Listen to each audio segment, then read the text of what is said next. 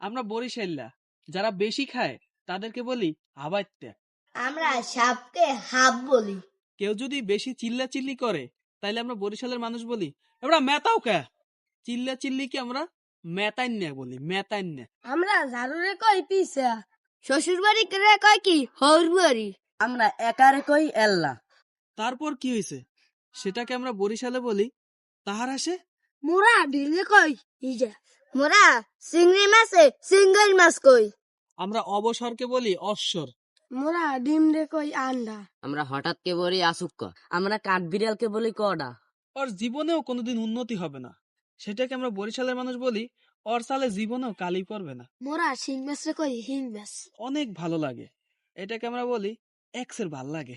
মোরা পাতিল রে পাল্লা করি। মোরা শুধু রে কই হুদা, নারিকেল রে কই না হই।